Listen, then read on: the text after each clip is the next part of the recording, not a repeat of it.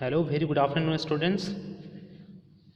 Railway engineering के part proceed करते हुए अभी हम लोग लेक्चर नंबर 14 को स्टार्ट करने जा रहे हैं, जिसमें हम काफ़ी इंपॉर्टेंट टॉपिक पढ़ने जा रहे हैं, जिसका नाम है सुपर एलिवेशन और कांट ऑफ रेल। ठीक है, क्या नाम है? सुपर एलिवेशन और कांट ऑफ रेल। इस टॉपिक का नाम है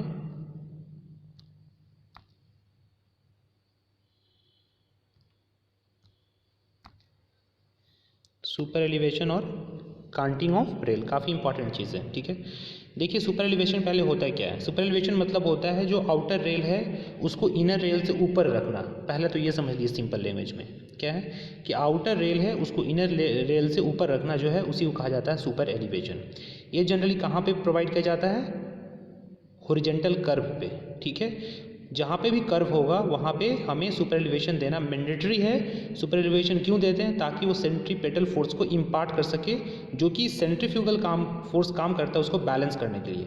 ठीक है, अगर हम सिंपल लैंग्वेज में कहें तो super elevation is nothing but raise the track level of outer rail in the comparison of inner rail to impart centripetal force to counteract the centrifugal force. ठीक है, तो देखिए सबसे पहले हम यहाँ पे समझ लेते हैं कि क्या है। तो the raised elevation of the outer rail above the inner rail at horizontal curve. कहाँ पे? वर्टिकल कर्व में नहीं, हॉरिजॉन्टल कर्व में in any railway track is called super elevation. इसके बाद आगे सेमेस्टर में आप जा करके हाईवे इंजीनियरिंग पढ़ेंगे, वहाँ पे रोड के अंदर में भी पढ़ेंगे। आप सभी देखते होंगे रोड पे जहाँ टर्निंग होता है वहाँ का आउटर वाला जो पार्ट होता है ना, आउटर वाला पार्ट को उठा दिया जाता है और इनर वाले पार्ट को थोड़ा सा डाउन रखा जाता है, ताकि वहाँ पे सेंट्रीपेटल फोर्स को इंट्रोड्यूस किया जा सके, जो कि काउंटर बैक करेगा यानी काउंटर बैलेंस करेगा सेंट्रीफ्यूगल फोर्स को। ठीक है, यानी कि सेंट्रीपेटल फोर्स को हम वहाँ पे इम्पार्ट करते हैं। क्या करते हैं? टू काउंटर एक्ट दी, किसको काउंटर एक्ट करने के लिए? To counteract the centrifugal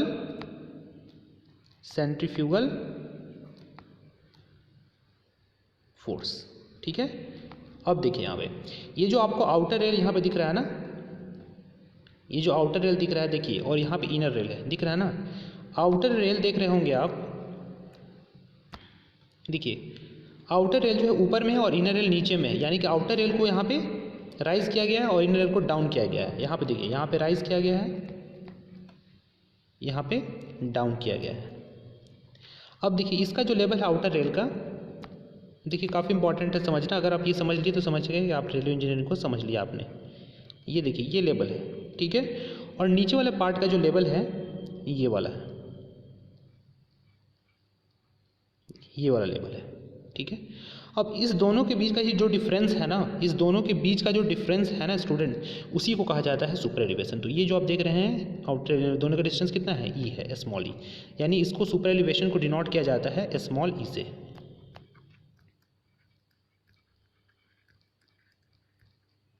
ठीक है, तो यहाँ तक तो क्लियर हो गया।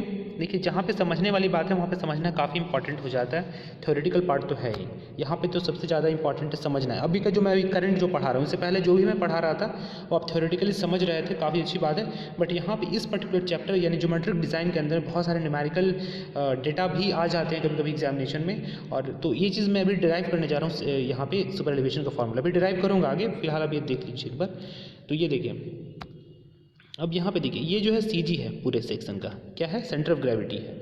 ठीक है, अब देखिए सेंटर ऑफ ग्रेविटी का जो ये है यहाँ पे परपेंडिकुलर डायरेक्शन में यहाँ पे वेट काम कर रहा है, क्योंकि गाड़ी का अपना वेट होगा, यानी जो भी व्हीकल्स है यानी जो भी ट्रेन है उसका वेट होगा, W से डिनोट किया गया है। ठीक है, अब यहाँ पे देखिए ये जो है यहाँ पे ये R से डिनोट किया गया है रिएक्शन को, और यहाँ पे देखिए ऐसे फोर्स काम कर रहा है।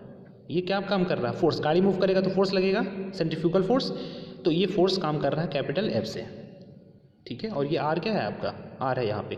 अब देखिए यहाँ पे जो ये जो एंगल है थीटा, इसको थीटा से डिनोट किया गया है। किससे डिनोट किया गया है? थीटा से। ये जो आउटर एज है और इनर रेल है उस दोनों का जो एंगल बीच में बन रहा है उसको थीटा से डिनोट किया गया है। किससे? थीटा से। टर्मिनोलॉजीज को आप समझते चलिए पहले। ठीक है, अब देखिए यहाँ पे G क्या हो गया? Gauge distance. जो इनर रेल है उसके इनर साइड से, आउटर रेल के इनर साइड के डिस्टेंस को यहाँ पे डिनोट किया गया है गेज डिस्टेंस से, कैपिटल G से। ओके, अब देखिए ये जो S दिखाया जा रहा है ना स्टूडेंट, S मैं भी आपको दिखा रहा हूँ मार्कर से। देखिए ये S दिखाया गया है, तो S जो दिखाया गया है ना, ये सुपर एलिवेशन जो प्रोवाइड किया उसका टोटल लेंथ है ये। ये टोटल लेंथ है एस, ठीक है। अब देखिए यहाँ पे ये जो थीटा है ना, ये थीटा दोनों के बीच का एंगल है। तो क्या क्या टर्म आप समझे, W total weight of the vehicle, S जो है ये जो सुपर एलिवेशन प्रोवाइड की टोटल लेंथ, जी क्या हो गया गेज डिस्टेंस हो गया, और एफ क्या हो गया जो सेंट्रीफ्यूगल फोर्स काम कर रहा है हो गया, और यहाँ पे ये सी जी है, यहाँ पे क्या है ये सेंटर ऑफ ग्रेविटी है, ठीक है। और ये आउटर रेल है और ये इनर रेल है, और आउटर रेल को इनर रेल से जितना उठाया गया है यानी स्मॉल ई अमाउंट में, और इसी को कहा गया है सुपर एलिवेशन, ठीक है। और एफ का है यहाँ पे सेंट्रीफ्यूगल फोर्स है, ओके। तो ये था हमारा जो टोटल सुपर एलिवेशन का क्राइटेरिया था, इस तरीके से यहाँ पे काम कर रहा है। ये फिगर को समझना काफ़ी ज़रूरी है, बहुत सारे बच्चों को ये फिगर समझ में नहीं आता है, तो इस फिगर को आप एनालाइज करें, वीडियो को पॉज करके एक दो बार देखें कि कैसे कैसे मैंने मैकेनिज्म को समझाया है, ये सब ध्यान से समझें, ठीक है। चलिए अब आगे बढ़ जाते हैं। अब यही सब चीज़ यहाँ पे थ्योरी लिखा गया है। देखिए जहाँ पे सुपर एलिवेशन की बात की जाती है उसी टर्म को कहीं कहीं पे कांट और बैंकिंग से भी लिखा जाता है, ठीक है। तो यानी कि कांट और बैंकिंग भी आता है तो आपको समझना है कि वो सुपर एलिवेशन ही है, कांट और बैंकिंग भी सुपर एलिवेशन को ही कहा जाता है, ओके।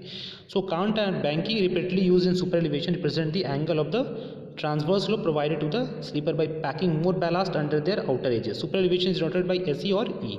सुपर एलिवेशन को SE से डिनोट किया जाता है या फिर आप डिनोट कर सकते हैं कैपिटल स्मॉल ई से भी, ठीक है। अब ये कैसे निकालते हैं सुपर एलिवेशन, ठीक है।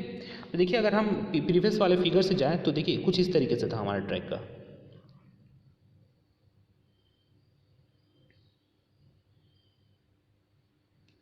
एक मिनट फिगर से चले जाते हैं ऊपर में, हाँ यहाँ पे देखिए ये है और ये आप समझिए, ठीक है। ये अब देखिए ये एंगल है, तो यहाँ पे हम साइन थीटा बराबर क्या लिख सकते हैं, साइन थीटा बराबर पी बाई एच। तो परपेंडिकुलर हमेशा पर जो एंगल होता है उसके सामने वाला साइड होता है यानी ई डिवाइड बाई में हाइपोटेनस, तो ये वाला है, तो कितना हो जाएगा ये, यहाँ पे लिख सकते हैं एस, सॉरी हाइपोटेनस ये वाला हो जाएगा ना ये, तो क्या हो जाएगा ई बटा एस, ठीक है। साइन थीटा बराबर ई बाई एस,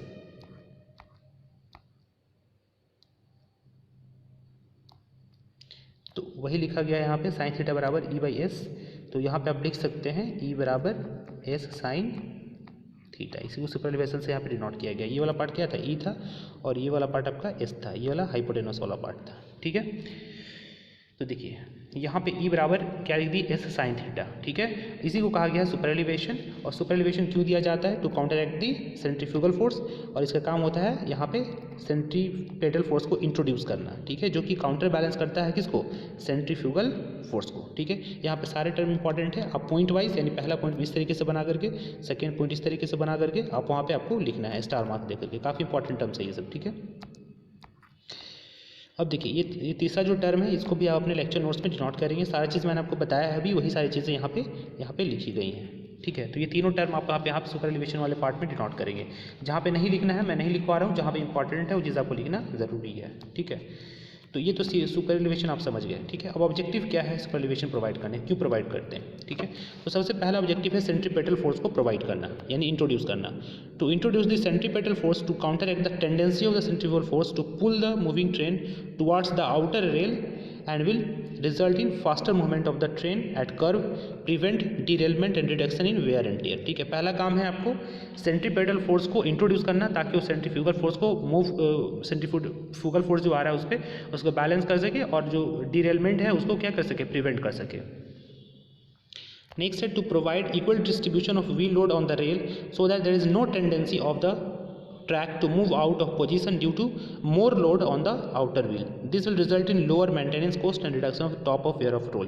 इसके अलावा क्या होता है कि जो आपका सुपर एलिवेशन है पूरे व्हील लोड जो उसका डिस्ट्रीब्यूशन होता है वो क्या होता है एक समान रूप से होता है, ठीक है। और आसानी से वो पूरे लोड को क्या कर सकता है, जो रेल है आसानी से कैरी कर सकता है। और इसके अलावा जो टूटने फूटने के जो चांसेस होते हैं, जो रेल का टॉप पार्ट होता है वो काफ़ी कम होता है, उसका मेंटेनेंस भी क्या कर देता है, कम कर देता है, ठीक है।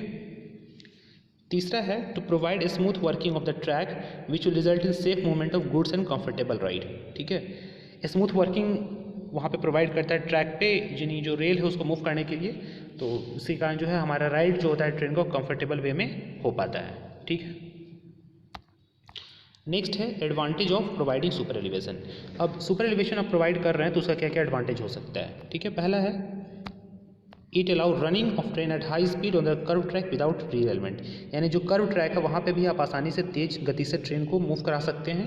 It provide comfortable ride to passenger and safe transport of goods, यानी कि जो भी पैसेंजर बैठे हुए हैं या जो भी गुड्स आप ट्रांसपोर्ट कर रहे हो कंफर्टेबल तरीके से होगा।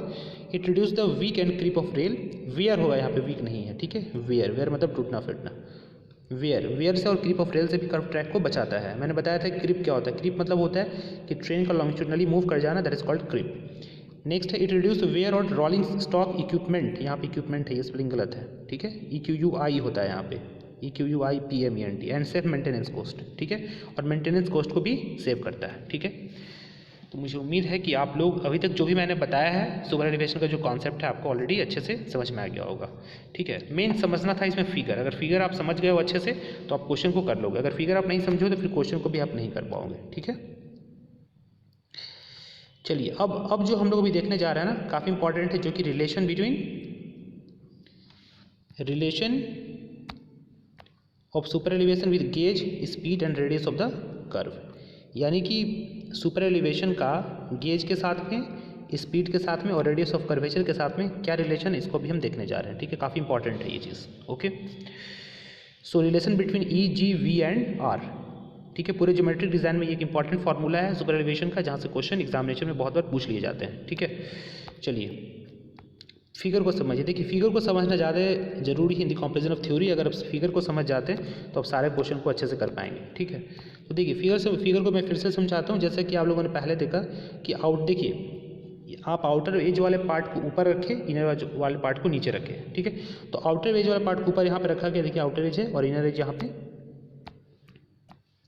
डाउन है, ठीक है। तो इस तरीके से यहाँ पे जो व्हील है ये ट्रेन का व्हील है, चक्का है। अब देखिए चक्का का टोटल वेट कहीं ना कहीं एक्ट हो रहा होगा, तो ये चक्का का टोटल वेट यहाँ पे नीचे एक्ट हो रहा है W, ठीक है। ये यहाँ पे जब मूव कर रहा है आउटर व्हील की ओर में, तो यहाँ पे क्या काम कर रहा है, सेंट्रीफ्यूगल फोर्स काम कर रहा है, ठीक है, F। अब देखिए टोटल वेट यहाँ ये है। अब देखिए ये वाला जो पार्ट है ना, बहुत सारे बच्चे को यहाँ पे डाउट आता है, तो ये चीज़ आपके अंदर में नहीं रहना चाहिए, ठीक है। ये देखिए ये मैंने जो पहले फिगर बनाया था वही चीज़ है। ये वाले अमाउंट को हमने क्या कहा था, E कहा था, जिसका नाम हमने दिया था क्या, सुपर एलिवेशन, ठीक है। ये चीज़ तो क्लियर है। और मैंने बताया था कि यहाँ पे थीटा एंगल होता है, क्या होता है यहाँ पे आपका एंगल होता है थीटा, ठीक है। अब देखिए ये जो थीटा है ना, यही थीटा जो होता है यहाँ पे, एक चीज़ आप समझिए कि ये है रिजल्टेंट नीचे वाला part R,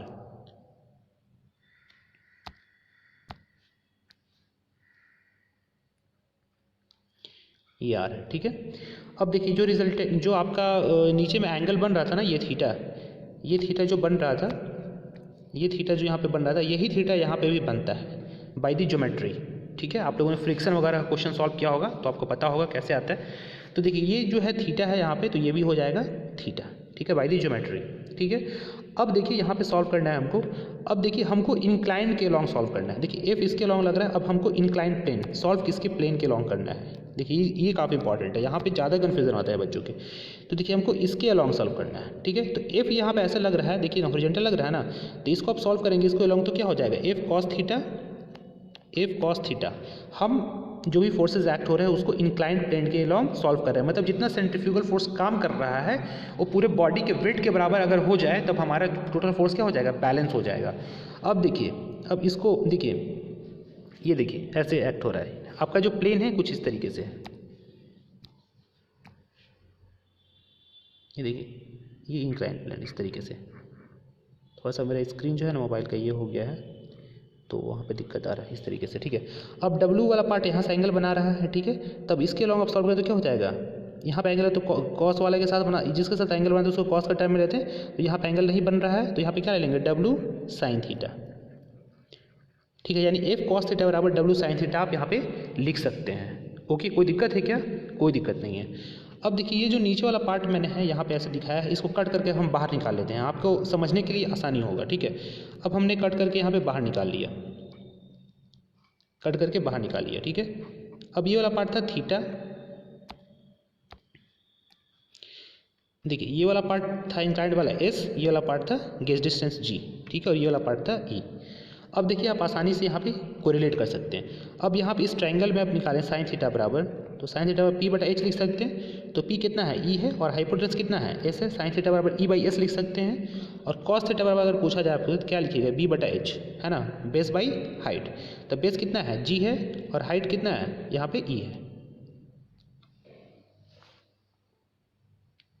sorry ji by S ना हो जाएगा यहाँ पे, हाइपोटेनस, बेस बाई हाइपोटेनस यानी जी बटा एस, यानी कॉस थीटा वाला लिख सकते हैं जी बटा एस, और साइन थीटा बराबर ई बटा एस। बाकी ऊपर में मैंने कैसे सॉल्व किया, एफ कॉस थीटा बराबर डब्ल्यू साइन थीटा, ये काफ़ी इंपॉर्टेंट है समझना, ठीक है। कैसे, क्योंकि एफ यहाँ पे एक्ट हो रहा है, तो एफ ऐसे एक्ट हो रहा है, तो एफ इसको इंक्लाइंड प्लेन के लॉन्ग हमको सॉल्व करना है। किसके लॉन्ग, इंक्लाइंड प्लेन के लॉन्ग। तब जब इसके लॉन्ग आप सॉल्व करोगे, इसके लॉन्ग, तो एफ वाला टर्म इसके साथ आ जाएगा, तो एफ कॉस थीटा हो जाएगा, ठीक है। और डब्ल्यू वाला पार्ट अगर ऐसा आएगा, तो क्योंकि डब्ल्यू इसके साथ एंगल बना रहा है, तो इसके साथ आ जाएगा, तो क्या हो जाएगा, साइन हो जाएगा, तो डब्ल्यू साइन थीटा। आपको बताया गया होगा मैकेनिक्स के अंदर में कि जिसके साथ एंगल बनाता है उसके साथ वाला टर्म को कॉस का टर्म में लेंगे, और जिसके साथ नहीं बना रहा है उसके साथ में हम साइन का टर्म में लेंगे। तो डब्ल्यू इसके साथ नहीं ना बना रहा है, तो डब्ल्यू साइन थीटा, और चूंकि एफ इसके साथ एंगल क्या कर रहा है, बना रहा है, तो क्या लेंगे, यहाँ वाले टर्म के साथ में एफ कॉस थीटा ले लेंगे, ठीक है। मुझे लगता है कि आपको जो कॉन्सेप्ट है वो क्लियर हो गया होगा। अब देखिए यहाँ पे जो सारा टर्म मैंने आपको समझाया था वही सारी चीज़ें हैं यहाँ पे। देखिए ई बराबर सुपर एलिवेशन है, डब्ल्यू बराबर weight of the moving vehicle in kg, small V metre पर सेकंड में हो जाएगा, और कैपिटल वी जो है स्पीड किलोमीटर पर आवर में हो जाएगा, ठीक है। अब किलोमीटर आवर पर आवर को मीटर पर सेकंड में कैसे चेंज करते हैं मैंने आपको पहले बताया था, 5/18 से मल्टीप्लाई कर देते हैं, आपको तो ऑलरेडी पता ही होगा। आर रेडियस ऑफ कर्वेचर आपने मैकेनिक्स वगैरह पढ़ा है, फिजिक्स वगैरह, उसमें आपको पता होगा किलोमीटर पर आवर को मीटर पर सेकंड में कैसे चेंज करते हैं। जी हो जाएगा gauge of the track metre, S जो है length of the inclined surface metre, G acceleration due to gravity metre पर सेकंड स्क्वायर में, theta angle of inclination of the surface to the sleeper, ये तो मैंने आपको भी बताया ही है, ठीक है। अब देखिए यहाँ पे सेंट्रीफ्यूगल फोर्स जो एक्ट होता है उसका फॉर्मूला होता है डब्ल्यू वी स्क्वायर बाई, आप लोगों ने पढ़ा होगा पहले सेंट्रीफ्यूगल फोर्स बराबर कितना होता है, पढ़ा था ना, M V square by R. क्या पढ़ा था, M V square by R. M को क्या लिख सकते हो, एम को लिख सकते हो डब्ल्यू बटा जी, ठीक है, वी स्क्वायर बाई आर, ठीक है। क्यों लिख सकते हो एम को डब्ल्यू बाई जी, क्योंकि डब्ल्यू बराबर होता है एम इंटू जी, तो एम बराबर डब्ल्यू बाई जी, क्लियर है। तो P equal to W V square by G R. अब मैंने आपको बताया था पी कॉस थीटा बराबर डब्ल्यू साइन थीटा। देखिए पी को वहाँ एफ को यहाँ पे पी से डॉट कर, यहाँ पे एफ आप लिख दीजिएगा, ठीक है। एफ कॉस थीटा बराबर डब्ल्यू साइन थीटा है यहाँ पे, ठीक है, ठीक है। अब जब इसको सॉल्व करेंगे तो W V square by G R हो जाएगा, यहाँ पे एफ को यहाँ पे एफ लिख लीजिए, एफ को डिनोट कर दिया गया है पी से यहाँ पे, तो एफ आप लिखिएगा। तो यहाँ पे एफ कॉस थीटा है, तो एफ की जगह W V square by G R into cos theta बराबर डब्ल्यू साइन थीटा, क्या लिख सकते हैं आप, डब्ल्यू साइन थीटा। यहाँ पे एक टर्म यहाँ पे छोड़ दिया है, तो यहाँ पे हो जाएगा डब्ल्यू साइन थीटा, ठीक है। तो आप लोग ध्यान दीजिएगा इस चीज़ को, यहाँ पे छोड़ा गया, मैं जैसे बता रहा हूँ वैसे आपको अपने नोट्स में कोरिलेट करना है। इसको करेंगे हम आगे सॉल्व, ठीक है। तो मैंने आपको बताया था W V square by G R, अब बराबर कॉस थीटा बराबर जी बाई एस हो जाएगा। मैंने आपको बताया था इस तरीके से ऐसे ट्राइंगल बनाया था मैंने, इस तरीके से ये थीटा था, ये जी था, ये एस था, और ये ई था, है ना। तो यहाँ पे मैंने बताया था ट्राइंगल से कि कैसे लिख सकते हो, इस पूरे ट्राइंगल में कॉस थीटा बराबर क्या हो जाएगा, बी बाई एच, तो बी कितना है, जी है, और एच कितना है, एस है, तो कॉस थीटा बराबर लिख दिए जी बटा एस, ठीक है। और साइन थीटा बराबर इसी ट्राइंगल में मैंने बताया था आपको साइन थीटा बराबर पी बटा एच, तो साइन थीटा बराबर पी बाई एच, तो पी का वैल्यू कितना है, परपेंडिकुलर ई है, और हाइपोटेनस कितना है, एस है, तो साइन थीटा बराबर ई बाई एस यहाँ पे लिख दिया गया, ठीक है।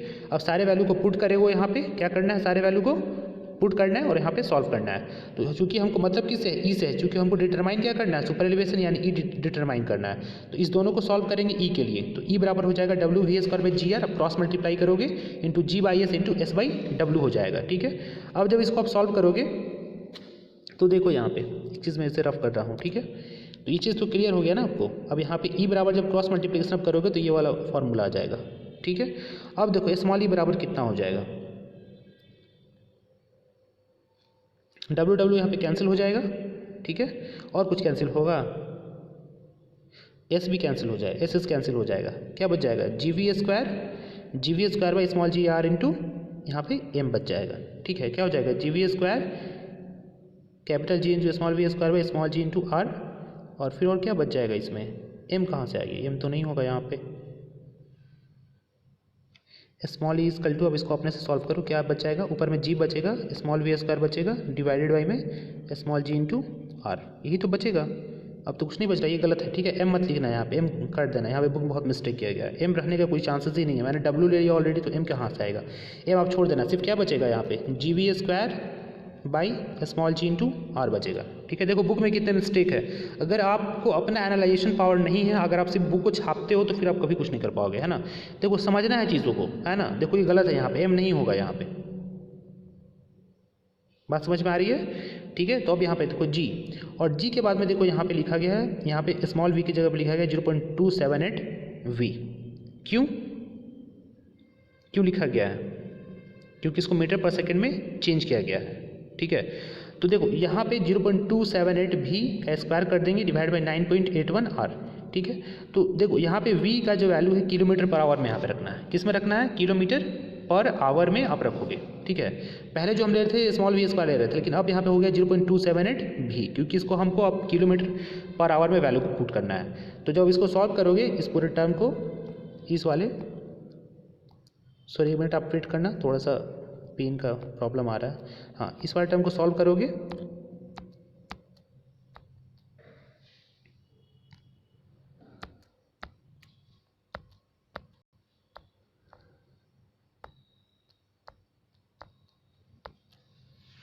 इसको आप सॉल्व करोगे तो यहाँ पे ई का एक वैल्यू पता चलेगा आपको, ठीक है ना।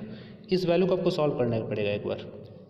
थोड़ा सा मोबाइल में प्रॉब्लम आ गया है स्टूडेंट्स, एक मिनट आप वेट करना, ठीक है। थोड़ा सा देख लेते हैं क्या इशू आ रहा है। लाइन पे ही रहना आप, हाँ ठीक हो गया, ठीक है। थोड़ा इशू आ गया था, ओके, माफ़ी चाहेंगे इसके लिए। स्मॉल इज कल टू जी इंटू इतना आप सॉल्व करोगे, इस वैल्यू को सॉल्व करोगे आप, तो आप आगे बढ़ोगे इसके बाद में, ठीक है। इसको सॉल्व करोगे तो ये वैल्यू आ जाएगा आपका जी वी स्क्वायर बाई 127। आप सारे वैल्यू को पुट कर सॉल्व करना, ठीक है, कैलकुलेटर में। कैसे सॉल्व करोगे इसको, देखो ऐसे सॉल्व करना, जी इंटू वी को बाहर निकालना, जी वी स्क्वायर बाई आर कर लेना और फिर गुना कर देना किससे, 0.278 का स्क्वायर से डिवाइड कर देना 9.81 से। तो आप इसको सॉल्व करोगे तो जी वी स्क्वायर बाई 127 आर आपको वहाँ पे मिलेगा, ठीक है। तो देखो जी वी स्क्वायर बाई 127 आर मिल जाएगा, यानी कि यहाँ पे किस पे डिपेंड करेगा, गेज डिस्टेंस पे डिपेंड करेगा। यानी सुपर एलिवेशन का जो वैल्यू है अलग अलग होगा सारे डिस्टेंस के लिए। तो गेज के लिए आप गेज के लिए आप निकालोगे, गेज डिस्टेंस निकालोगे, यानी कि जो ब्रॉड गेज है उसके लिए निकालोगे सुपर एलिवेशन, तो कितना हो जाएगा, जी की जगह पर आप कितना पुट करोगे 1.676, ठीक। V square by 127 R into 100 करोगे तो ये आ जाएगा 1.315 वी स्क्वायर बाई आर। ये किस में आ जाएगा, चूँकि यहाँ पे 100 से मल्टीप्लाई कर दिया गया, चूँकि ये जो भी वैल्यू आपका आएगा ये मीटर में आएगा, किस में आएगा स्टूडेंट, मीटर में आएगा। और v का वैल्यू आप किस में रखोगे, किलोमीटर पर आवर में रखोगे। ये ध्यान में रखना कि अगर आप v का वैल्यू जो है किलोमीटर पर आवर में रखोगे, r का वैल्यू मीटर में रखोगे और g का वैल्यू भी मीटर में रखोगे, तो सारे वैल्यूज को आप मीटर में रखते हो तो आपका वैल्यू आ जाएगा मीटर में। लेकिन v का वैल्यू किलोमीटर पर आवर में रखना है, ठीक है, तब वैल्यू आपका मीटर में आएगा। तो मीटर को सेंटीमीटर में चेंज करना तो क्या करोगे, 100 से मल्टीप्लाई कर दोगे। तो यहाँ पे रेडीमेड फॉर्मूला में 100 से मल्टीप्लाई कर दिया गया, तो ये वैल्यू आ गया 1.315 V square by R centimetre, okay. चलिए आगे बढ़ते हैं। उस तरीके से मीटर गेज में है, तो मीटर गेज में क्या करोगे, वहाँ पे जी का जगह पे 1 रखोगे आप, ठीक है। V square by 127 R into 100 करोगे तो 0.80 V square by R centimetre.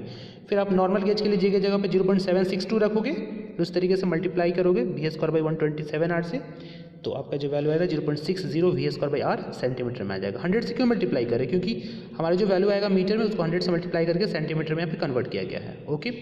तो देखो ये जो फार्मूला आया है ना, ये आपको याद रखना है, रेडीमेड फार्मूला काफ़ी इंपॉर्टेंट है, ट्रिपल स्टार। अब इसको लिखना है जी वी स्क्वायर बाई 127 आर, जहाँ पे जी जो है गेज डिस्टेंस है किस में, मीटर में है। जी गेज डिस्टेंस किस में है, मीटर में है। और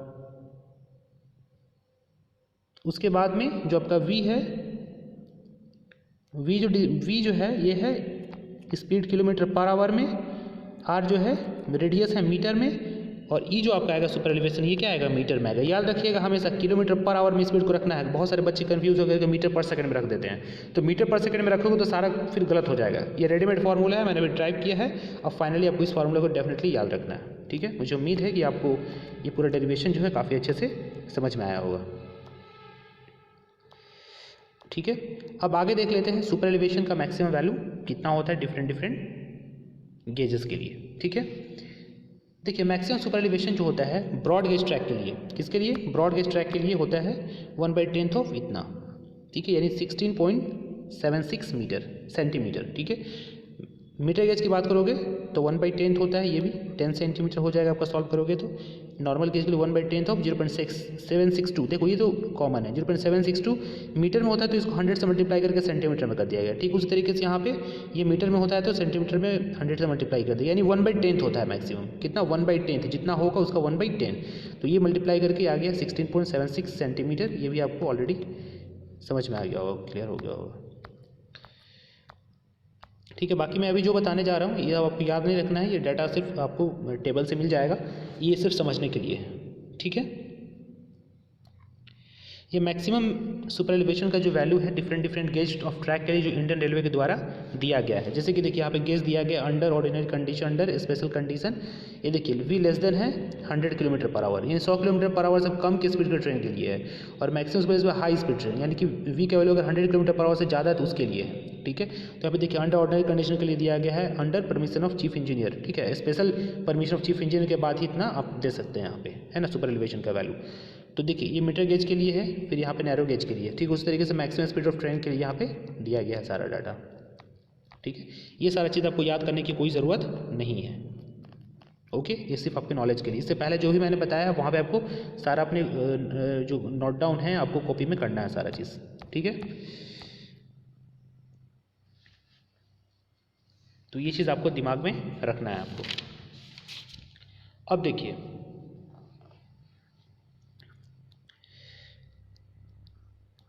सुपर एलिवेशन कैसे प्रोवाइड करते हैं। ठीक है, ये चीज़ आप लोगों ने पढ़ा होगा सर्वेइंग के अंदर में। तो कैसे प्रोवाइड करते हैं, देखिए सर्कुलर कर्व जो होता है ना, यहाँ पे देखिए ये है आपका सेंटर। अब सेंटर से ये देखिए रेडियस है यहाँ पे, तो डायरेक्ट हम नहीं प्रोवाइड करते हैं, डायरेक्ट हम सुपर एलिवेशन नहीं प्रोवाइड करते हैं। ठीक है, ये चीज़ आपको ध्यान में रखना है। देखिए पहले यहाँ पे स्ट्रेट जाना होता है, स्ट्रेट जाने के बाद में वहाँ पे ट्रांजिशन कर्व बनाना पड़ता है। क्या बनाना पड़ता है? ट्रांजिशन, मतलब धीरे धीरे करके इसके रेडियस को बढ़ाना पड़ता है, तब जाकर जाते हैं, तब जाकर के हम यहाँ पे सर्कुलर कर्व में यहाँ पे प्रोवाइड करते हैं। ये चीज़ ध्यान में रखना है, यानी पहले आपको ट्रांजिशन कर्व बनाना पड़ेगा तब सर्कुलर कर्व बनेगा। ठीक है, the super elevation should be provided smoothly, मतलब धीरे धीरे बनाया जाता है, ऐसा नहीं कि डायरेक्ट वहाँ पे कर्व बना दिया जाता है, धीरे धीरे यानी smoothly and uniformly. This can be done by using transition curve. याद रखिएगा इसको कैसे प्रोवाइड किया जाता है, ट्रांजिशन कर्व को बना करके in between the straight and circular of the track, यानी ये जो स्ट्रेट है और जो सर्कुलर है इस दोनों के बीच में पहले आपको ट्रांजिशन कर्व बनाना पड़ेगा आपको सुपर एलिवेशन देने के लिए। ठीक है, it should uniformly vary from 0 to the full value, यानी 0 से लेकर के यहाँ पे और फुल वैल्यू तक यहाँ पे क्या होता है, इसका वैल्यू पहुँचता है सुपर एलिवेशन का। ठीक है, और सर्कुलर कर्व। ठीक है, तो ये चीज़ आपको ध्यान में रखना है कि जब भी हम सुपर एलिवेशन बनाएं तो स्ट्रेट ट्रैक को सर्कुलर कर्व में बनाने के लिए पहले आपको उसमें दोनों के बीच में, यानी स्ट्रेट ट्रैक और सर्कुलर कर्व के बीच में ट्रांजिशन कर्व आपको प्रोवाइड करना पड़ेगा। ठीक है, तो मुझे उम्मीद है कि आप लोग इस लेक्चर से काफ़ी कुछ सीखे होंगे और काफ़ी आपको अच्छा लगा हो ये लेक्चर, बिकॉज ये सीखने वाला लेक्चर था। और इससे पहले तो जो भी चीज़ें पढ़ा रहा था मैं कहीं ना कहीं सब थ्योरेटिकल पार्ट था, लेकिन आज जो ज्योमेट्रिक डिज़ाइन का पार्ट चल रहा था ये काफ़ी इंपॉर्टेंट था और मुझे उम्मीद है कि आप लोग काफ़ी अच्छे से सीख रहे होंगे। ओके, तो देखो एक होता है कांट डिफिशिएंसी टर्म आता है, इसको निगेटिव कांट भी कहा जाता है, इसके बारे में हम लोग आगे पढ़ेंगे। ठीक है, निगेटिव कांट के बारे में। तो मुझे उम्मीद है कि आप लोग अभी के जो भी लेक्चर्स है उसको अच्छे से किए होंगे और आप लोग इसका नोट्स जरूर बनाएं। ठीक है, जब तक नोट्स आप नहीं बनाएंगे तब तक आपके डाउट्स क्लियर नहीं होंगे वीडियो देख करके सर। ठीक है, चलिए ठीक है, मिलते हैं नेक्स्ट लेक्चर में। तो हम आगे बात करेंगे आगे आने वाला जो टॉपिक है उसके बारे में। धीरे धीरे करके हम लोग मूव कर रहे हैं, 60 to 70% रेलवे इंजीनियरिंग का पार्ट खत्म हो चुका है, तो बहुत जल्दी खत्म हो जाएगा, बट आप लोग सिर्फ समझते रहें। ठीक है, चलिए, thank you very much, God bless you all, stay tuned.